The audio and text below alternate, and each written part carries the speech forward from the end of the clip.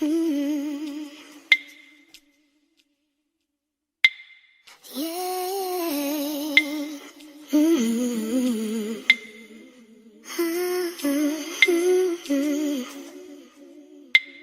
Yeah. Boy, you know you make me float, float, float. Boy, you really keep me high. Ooh, I feel like I'm on dope, dope. 'Cause you serve me on a regular. Boy, these daddies roll. And come on and talk to you about how I'm feeling with where I'm at currently. We have had some changes which I'll get into, but before we get into this video, make sure you give this video a like and a subscribe, and follow me on Instagram and TikTok for daily content. Right, so obviously we know that I've been in my growing improvement season for the past, since December 2024. So that is a long time. That's over a year. Now, the first thing I need to say is, and preface this video by saying, is I am not afraid to grow. I know that I have a lot of growing to do. I know that for my category, I have to grow, and also I want more muscle.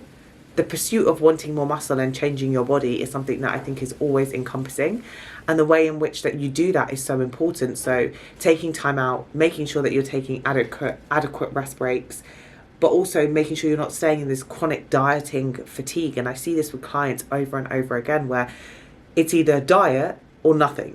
But if you want to say make meaningful change within your physique, you need to be aware that you do need to take time away to grow, to improve, to make those changes.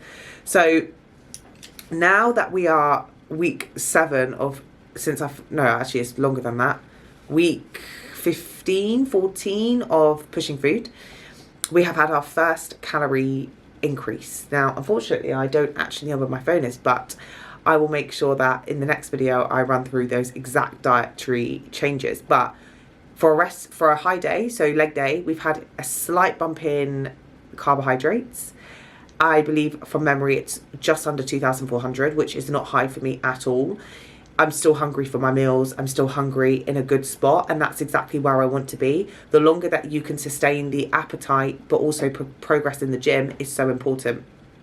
On a rest day, I believe it's 2,200 calories with a slight bump in carbohydrates and fats across both, obviously, high days and low days. So this is day 2. So yesterday was a leg day. Today's a rest day, which I'll get into. But they're the changes that have been made off the offset. And that was purely because for the last 4 weeks, my weight has generally, I think over an average for 4 weeks, I've gone up 0.1 kilos, which I'm not opposed to gaining weight on the scale. But also I'm aware that if I am feeling some type of way that we could have a little bit more wiggle room, as long as body composition stays good. And Coach and I had a really nice chat last night, and he said this is the best that we've ever looked, hovering around the 63 kilo mark. So for me, with one of my lowest weigh-ins of 2024 being 53 kilos, to look like this with this amount of muscle, I'm very happy. Progress in the gym is absolutely flying. I am going in with every single intention, with every single session, with every single exercise, and I know I shouldn't be doing this, but with it going literally balls to wall. So I now will go into how I'm feeling. The last few days, my sleep has taken a hit. Now, I am very aware that I'm pushing that recovery capability. If you've been following along my channel for a while, you know that I have reduced in November, instead of training 2 upper, 3 lower, now what we're doing is 3 lower, 1 upper. So I get an additional rest day. Now, on that additional rest day, since that day he's pulled it, I have done some form of Pilates or yoga. I think I've done 1 yoga session and the rest Pilates every single week.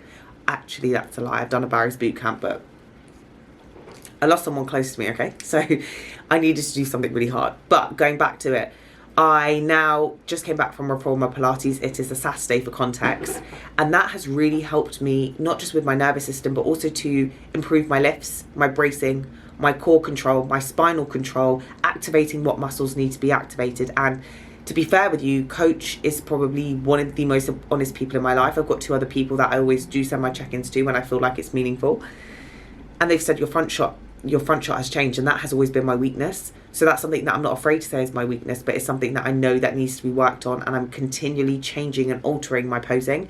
It's something that I don't really talk about too much, but I was talking to my best friend and she's like, it's wild like how every week you'll change.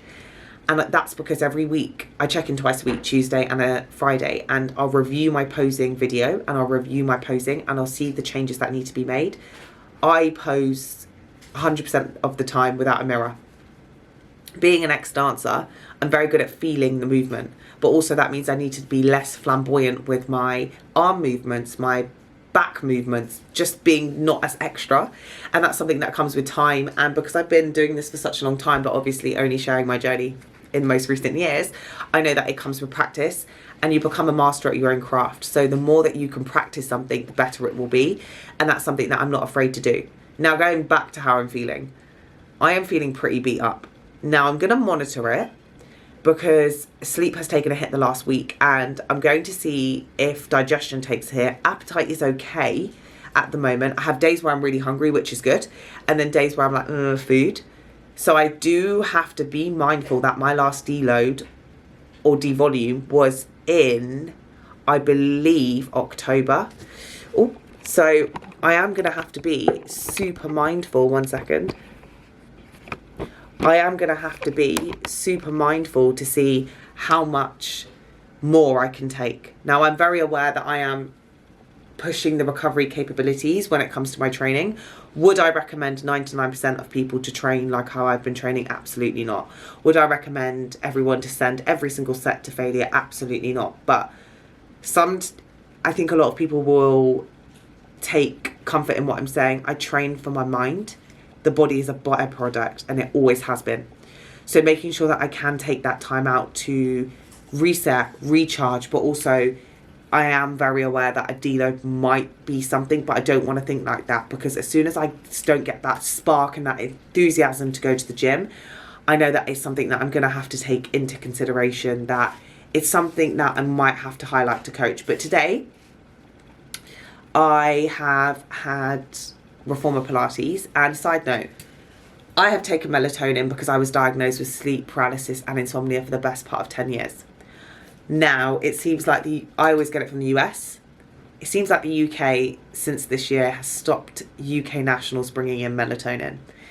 So I don't know if that's also impacting my sleep, because obviously I'm sleeping with a reduced dosage because I'm conscious of how I'm going to get my next. But I feel like it's just something that I understand the studies that have come out. I take 5-HTP, L-theanine. I haven't taken L-tryptophan for a while. I dabble between ashwagandha sometimes and not, because I don't want to push it so much where it becomes counterintuitive like most recent studies, which I feel like, because I was on ashwagandha for so long, I didn't really feel the effects. So when I do take it now, for example, I take Real Superfoods, Cacao Bliss, I believe it's called.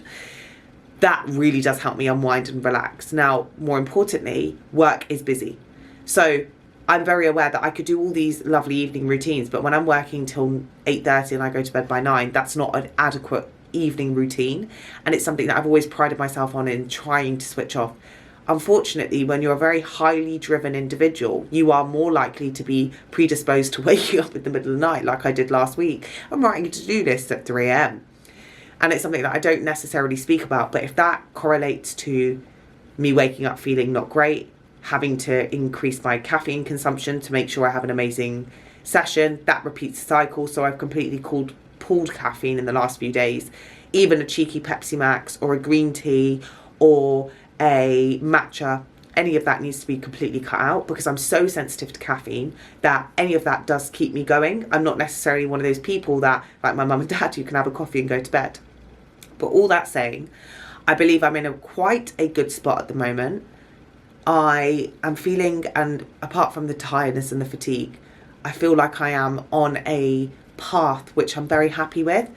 And I was speaking to my friend and I said, if you're not happy in your off-season body, your bulking body, your non-prep body, that is in what you're in 99% of the time, well, 90% of the time, that is exactly what you need to look at. And I still see massive room for improvement, but I'm happy with the progress I've made. There's still more progress to be made. And I feel like that's always just me in every area of my life. But I see where the changes have been implemented, such as a reduction in removing a whole upper day. Now I feel like my recovery capability is better, and I go in even more locked into every session because I know that I've only got a certain amount of hours, days, sessions. So I treat every session like it's last. I am going away soon, so I'm hoping that that reset for, I believe it's 12 days, will help to me just to reset my nervous system. Sometimes in life, when you have busy periods or things out of your control, family situations, you can't necessarily control them. And it's how you respond to those elements that come back to you. So that's something that I've picked up along the way. But I felt like I needed to give you guys an update to make sure that I just documented where I'm at.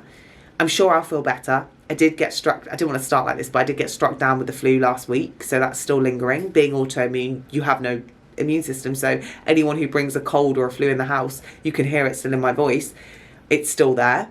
Major symptoms on aura. Now it's minor, so it's still there, but I'm just ignoring it. I'm one of these people that even if it says you're ill, I still plod along, I still work, I still get up, I still do my steps, I still eat my meals, I still drink my water, I still hit every box, even if I'm not feeling that great. So everything keeps moving, but I think that might also be in the background, but I'll definitely keep you updated. So make sure you give this video a like and a subscribe. Thank you for listening to my update. If you have any video recommendations, leave them in the comments down below, but I will see you next week at 10 a.m. UK time for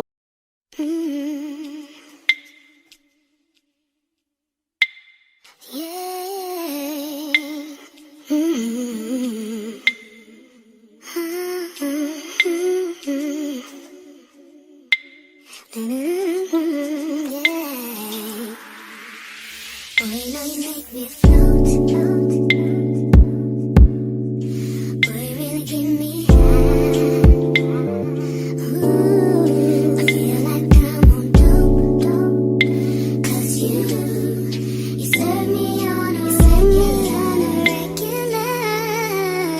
Boy, need to tie this rope. Before you drift in me deeper.